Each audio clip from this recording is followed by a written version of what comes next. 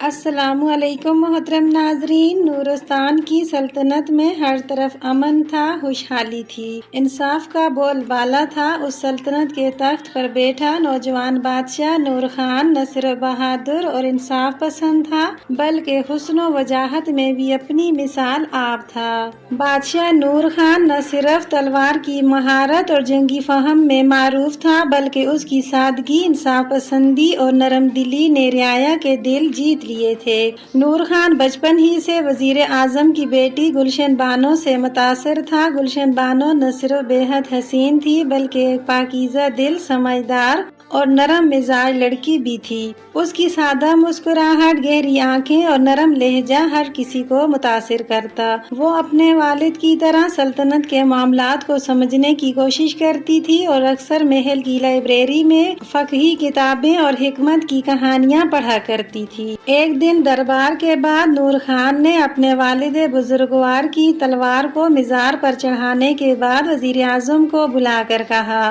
میں نے ایک فیصلہ کیا ہے اور یہ فیصلہ میرے دل کی گہرائیوں سے آیا ہے۔ میں گلشن بانو سے نکاح کرنا چاہتا ہوں۔ اسی لمحے دربار میں اعلان ہوا کہ بادشاہ نور خان اپنی دلربا گلشن بانو سے نکاح کرے گا۔ رعایا نے تالیاں بجائیں، گلیوں میں دیے روشن کیے گئے اور شادی کی تیاری شروع ہو گئی۔ شادی شاہی انداز میں ہوئی لیکن محبت اور سادگی سے بھرپور تھی۔ نور خان نے گلشن بانو کو اپنی زندگی کی ملکہ، مشیر اور ساتھی کے طور پر قبول کیا۔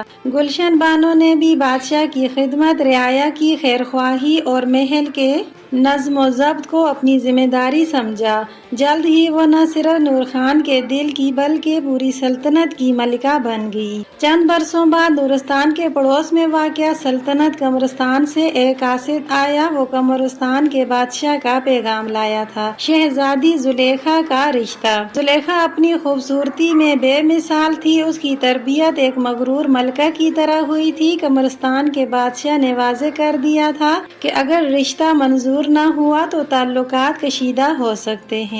یہی وہ وقت تھا جب دربار میں ایک سخت بحث چھڑ گئی۔ کچھ وزراء نے رائے دی کہ یہ رشتہ نورستان کے لیے فائدہ مند ہوگا، کچھ نے اختلاف کیا لیکن امن کی خاطر زیادہ تر نے یہ سیاسی رشتہ قبول کرنے کی حمایت کی۔ نور خان نے خاموشی سے گلشن بانو کے کمرے کا رخ کیا۔ اس کی آنکھوں میں اضطراب تھا۔ گلشن، مجھے تم سے ایک مشکل سوال کرنا ہے، نور خان نے آہستہ سے کہا۔ گلشن بانو نے آنکھوں میں نمی لیے جواب دیا، آپ بادشاہ ہیں اور بادشاہی صرف جذبات سے نہیں چلتی۔ اگر یہ شادی سلطنت کے امن کے لیے ضروری ہے تو میں اجازت دیتی ہوں۔ نور خان نے اس لمحے گلشن بانو کی عظمت کو محسوس کیا لیکن دل میں چبھن رہ گئی، اور یوں زلیخا محل میں ایک نئی ملکہ بن کر داخل ہوئی۔ شاہی شادی کے بعد جب شہزادی زلیخا پہلی بار محل میں داخل ہوئی، پورے نورستان میں خوشبو پھیل گئی۔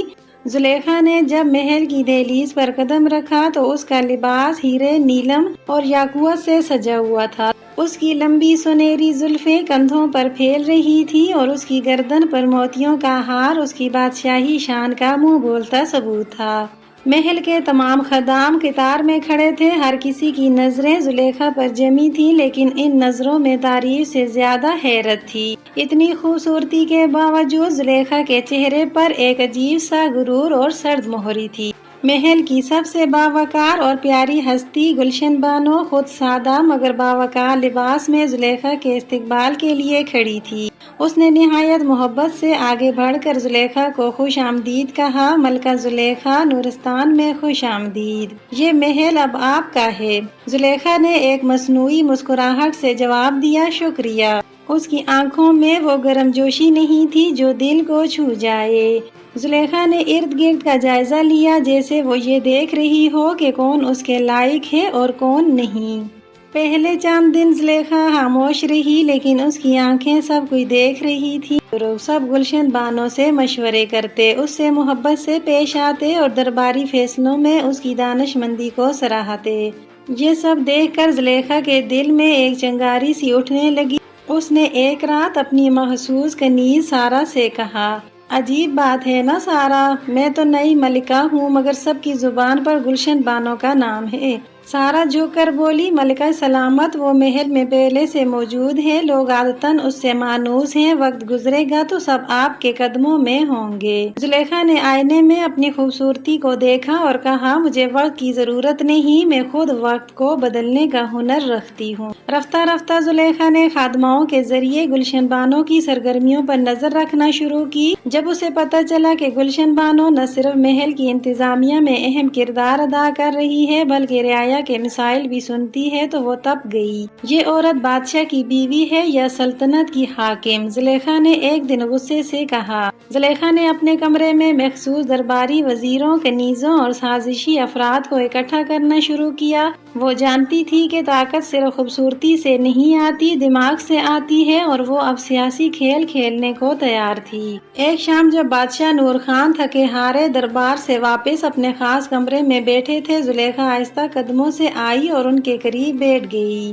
نور خان، کیا میں ایک بات پوچھ سکتی ہوں؟ زلیخا نے نرمی سے کہا۔ ہاں، کیوں نہیں؟ نور خان نے مسکرا کر کہا۔ زلیخا نے گہری سانس لی۔ کبھی کبھی مجھے ایسا محسوس ہوتا ہے جیسے اس محل میں میری حیثیت صرف ایک سیاسی معاہدہ ہے۔ نور خان نے چونک کر پوچھا، تم ایسا کیوں سوچتی ہو؟ زلیخا نے بڑی چالاکی سے جواب دیا، محل کے فیصلے، رعایا کے مسائل، درباری مشورے، سب کچھ گلشن بانو کے مشورے سے ہوتا ہے۔ میں تو صرف آپ کی شریک حیات ہوں، شریک اقتدار نہیں۔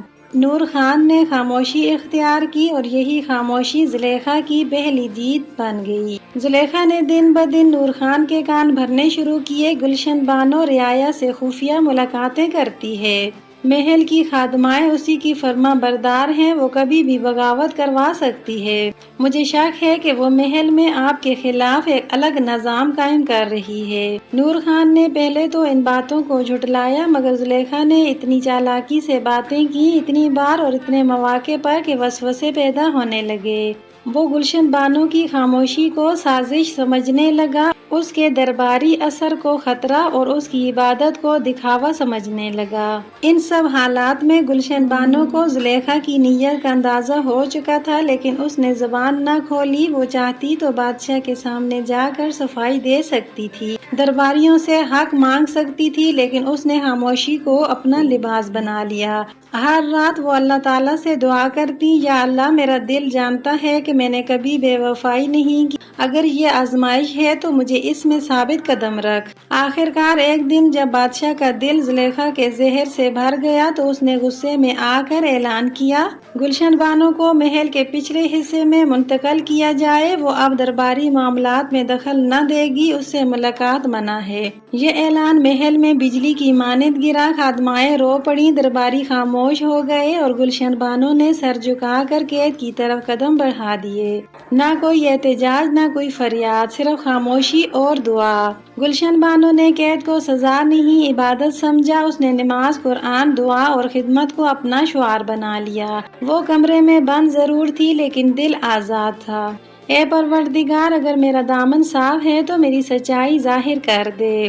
اور وہ ہر روز یہی دعا مانگتی کہ اے میرے پروردگار، اگر میرا دامن صاف ہے تو میری سچائی ظاہر کر دے۔ محل میں خاموشی چھا گئی۔ نور خان بھی خوش نہ تھا لیکن اسے اپنی غلطی کا احساس نہ ہو سکا۔ زلیخا نے اس خلا کو بھی فیشن، موسیقی اور تقریبات سے بھرنے کی کوشش کی مگر بے سود۔ ایک دن نورستان میں آسمان پر کالا سایہ چھا گیا، ایک مہلک وبا پھیل گئی، لوگ تیزی سے بیمار ہونے لگے، شہر کے بازار ویران ہو گئے، دعائیں ہونے لگیں۔ نور خان بھی اس وبا کا شکار ہو گیا، تیز بخار، کمزوری اور مسلسل بے ہوشی۔ طبیب ہار گئے، دعائیں کم پڑ گئیں۔ زلیخا اب بھی آئینے کے سامنے کھڑی کنگھی کر رہی تھی۔ اس نے بادشاہ کے کمرے میں جھانکنا بھی ضروری نہ سمجھا۔ جب وزیر اعظم نے کہا، بادشاہ سلامت، ایک عورت ایسی ہے جو شاید دعا سے آپ کو شفا دے سکتی ہے۔ نور خان نے کمزور آواز میں کہا، گلشن، مگر اس نے سازش کی تھی۔ وزیر اعظم نے جواب دیا، حضور، آپ کا شک اور ہمارا یقین، صرف ایک موقع دے دیجیے۔ نور خان نے تھکے لہجے میں سر ہلا دیا۔ گلشن بانو کو جیسے ہی بادشاہ کی بیماری کی خبر ملی، وہ دوڑی کانپتی روتی ہوئی پہنچی۔ اس نے کچھ نہ پوچھا، کچھ نہ جتایا، بس پانی کا پیالہ، دعاؤں کی تسبیح اور محبت کا لمس لیے بادشاہ کے پاس بیٹھ گئی۔ یا اللہ شفا دے، اگر یہ بندہ میرے لیے ظالم ہے تو بھی یہ تیرا بندہ ہے۔ 3 دن میں نور خان کی حالت بہتر ہونے لگی۔ جب اس نے آنکھ کھولی تو سامنے گلشن بانو کو پایا، آنکھوں میں آنسو، ہونٹوں پر دعا۔ نور خان پھوٹ پھوٹ کر رونے لگا، میں ظالم تھا گلشن، مجھے معاف کر دو، میں نے تمہیں دکھ دیے، میں نے تمہیں قید کیا۔ گلشن بانو نے مسکرا کر کہا، وفا شور نہیں مچاتی، وہ صرف دعا کرتی ہے۔ نور خان نے دربار میں اعلان کیا، گلشن بانو کو ملکہ اعظم کا درجہ دیا جاتا ہے۔ زلیخا کی سازشوں کا پردہ چاک ہوا، وہ خالی ہاتھ واپس قمرستان چلی گئی۔ رعایا نے سکون کا سانس لیا۔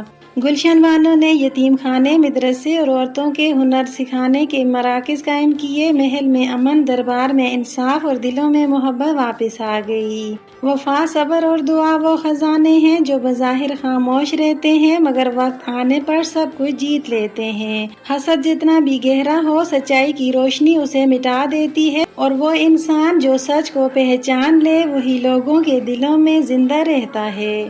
جب دلوں پر پردہ پڑ جائے تو سچ بھی چھپ جاتا ہے، لیکن وفا وہ خاموشی ہے جو اپنا رنگ دکھاتی ہے۔ اگر یہ کہانی آپ کے دل کو چھو گئی ہو تو لائک کریں، شیئر کریں اور سبسکرائب کریں خوشبو کہانیاں ٹی وی کو، جہاں ہر کہانی میں خوشبو ہوتی ہے۔ ملتے ہیں اگلی کہانی میں، تب تک کے لیے اللہ حافظ۔